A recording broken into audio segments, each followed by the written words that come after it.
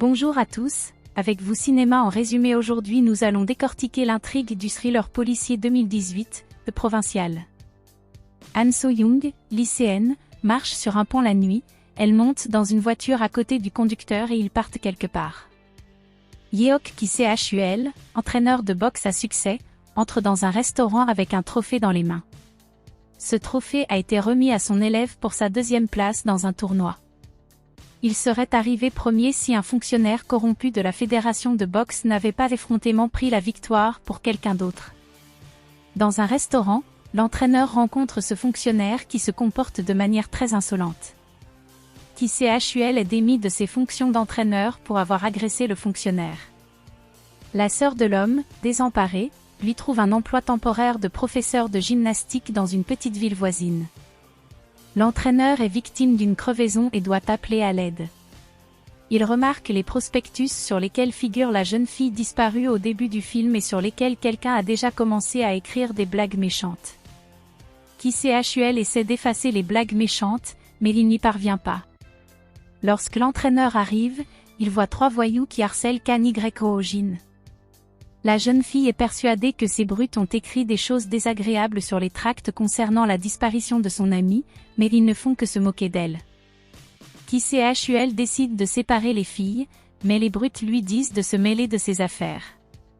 Plus tard, l'entraîneur rencontre son ancien élève, le policier Dong-so, qui lui fait visiter le quartier. Hyo-jin se rend chez So-young pour parler à sa grand-mère. L'ami vit seul avec sa grand-mère qui ne trouve pas de logement après la disparition de sa petite fille. Malheureusement, la police ne prend aucune mesure pour retrouver la personne disparue. Hyo-jin se souvient d'avoir passé du temps avec une camarade de classe et est frappée par l'idée que cette amie travaillait au noir dans un club. Elle prend une carte du club et s'y rend. Le premier jour de travail, le directeur dit à Ki-se-hul qu'il ne travaillera pas seulement comme professeur de gymnastique, mais qu'il devra aussi collecter l'argent des élèves qui n'ont pas payé leurs frais de scolarité depuis longtemps. Le directeur présente le professeur de gymnastique au personnel et lui attribue un siège dans la salle des professeurs, à côté du bureau de Kim Ji-sung, le professeur d'art. Lors d'une grande pause à la cafétéria, Ki-se-hul tente de collecter de l'argent auprès des élèves, mais personne n'est pressé de payer. Le professeur de gymnastique s'approche de Hyo-jin, mais la jeune fille les conduit également. Ki-se-hul remarque que Hyo-jin escalade la clôture et s'enfuit de la classe. Il décide de suivre la jeune fille. Mais il se laisse distraire par une machine à jouets et gagne un super prix pour la première fois de sa vie. Ki-se-hul voit le maire Kim Kite faire campagne pour voter pour lui aux prochaines élections, mais c'est en fait un homme corrompu et très cruel. Hyo-jin trouve le club, se faufile à l'intérieur et demande au personnel s'il sait quelque chose sur So-young, mais les hommes se montrent très agressifs et veulent s'emparer de la jeune fille. Ki-se-hul apparaît à ce moment-là et emmène l'étudiante avec lui. Le professeur de gymnastique conseille à la jeune fille de ne pas se mêler d'affaires dangereuses qui devraient être confiées à la police. Il dépose l'élève et rentre chez lui. Alors que Hyo-jin se promène seule dans une ruelle sombre, elle est attaquée par un inconnu masqué, assommée avec un tasé et kidnappée. Ki-se-hul remarque que l'étudiante a laissé son téléphone sur le siège, revient et fait fuir le kidnappeur. Il emmène Hyo-jin à l'hôpital et appelle la police, mais lorsque les inspecteurs découvrent que l'amie de la victime est la So-young kidnappée, ils laissent tomber l'affaire comme s'ils cachaient quelque chose. Ki-se-hul apprend de Dong-so que l'affaire de la disparition de So-young n'a jamais été poursuivie parce qu'elle s'est enfuie de chez elle comme beaucoup d'adolescents. Il se rend chez sa grand-mère et lui demande de rédiger un avis de disparition pour sa petite fille, que la police sera obligée de classer. Ki-se-hul décide de se renseigner sur la disparition de la jeune fille auprès de sa maîtresse de classe, mais celle-ci tient des propos très négatifs sur So-young, qui séchait constamment les cours et disparaissait toujours quelque part. Les autres professeurs sont également convaincus que So-yeon s'est enfui de chez elle. Hyo-jin entend la conversation et dit en privé au professeur de gymnastique que quelque chose de terrible se passe ici et que les adultes essaient juste de fermer les yeux sur la sombre vérité. Plus tard, Ki-se-hul remarque que les filles fument dans les toilettes et les grondent. Il cherche des cigarettes dans les cabines mais trouve une caméra cachée à la place. Le professeur de sport veut en parler au directeur, mais celui-ci ne le laisse pas ouvrir la bouche, mécontent d'avoir déposé un dossier de disparition contre So-yeon.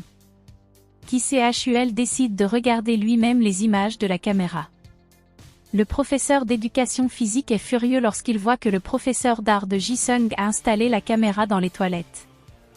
Il veut punir le pervers, mais celui-ci a déjà quitté le lieu de travail. Ki Se-hul fouille dans l'ordinateur portable de Ji-seong et trouve sa correspondance avec So-young le soir de sa disparition.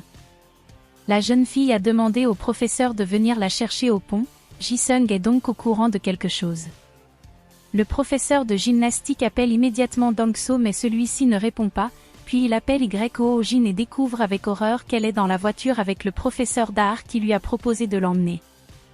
Ki Se-hul révèle lentement à la jeune fille la vérité sur Ji-seong et lui demande de lui envoyer un message avec l'adresse où ils se rendent. Yoo-jin remarque un porte-clés semblable à celui de So-young et demande où le professeur l'a trouvé. Une fille se réveille ligotée sur le sol de la maison de Ji-sung, elle remarque le téléphone de son ami disparu dans l'armoire. Heureusement, Ki Se-hul arrive et défonce la porte. Le professeur d'art supplie personne de ne pas parler de ces petites farces et promet de dire la vérité. Il affirme qu'il ne sait rien de l'enlèvement de cette nuit-là. So-young l'a appelée et lui a demandé de venir la chercher au club, puis elle lui a demandé de la déposer à une station-service, en disant qu'elle devait être ramenée d'ici. Ji-sung part mais revient quelques minutes plus tard, inquiet pour l'écolière, mais elle n'est plus à la station-service. Il a trouvé le téléphone de la jeune fille cassé et ne l'a jamais revu. Le pervers est emmené au poste. Ki Se-hul est persuadé que Ji-seong cache quelque chose, mais les inspecteurs en doutent. Dès le départ du professeur d'éducation physique, le détective appelle quelqu'un et lui demande d'être plus prudent, confirmant ainsi son implication dans l'enlèvement. Le lendemain, le directeur convoque le professeur d'éducation physique et le licencie en disant que les hommes ne sont pas faits pour eux. Ki Se-hul se rend compte que le directeur ne lui dit pas la vérité, mais il ne peut rien y faire. Il réfléchit à ce qu'il va faire lorsque Dong-so l'appelle et lui demande de se rendre immédiatement sur le pont. Sur place, le policier lui annonce qu'ils ont trouvé le corps de So-young, décédé. Yoo-jin sanglote après avoir appris la mort de son ami et Ki Se-hul réalise que la jeune fille est en danger de mort car elle est un témoin dangereux. Une grand-mère est hospitalisée après avoir appris la mort de sa petite fille, et Ki Se-hul et Yoo-jin se précipitent auprès d'elle. Dong-so n'aime pas ce qui se passe et prend secrètement le téléphone cassé de So-young dans le tiroir du bureau du détective, sans se rendre compte que des policiers corrompus le suivent.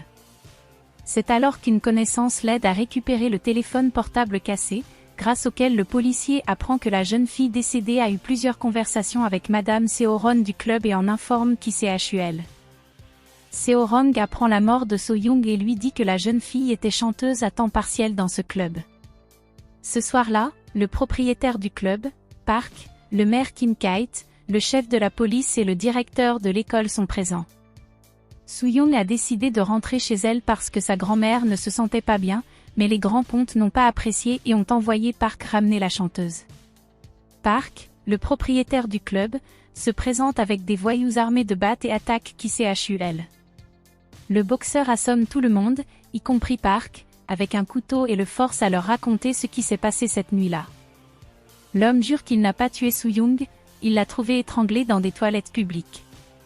La jeune fille a été tuée par Ji-sung, le fils du maire, qui a soudoyé le chef de la police pour que l'affaire ne soit pas ébruitée.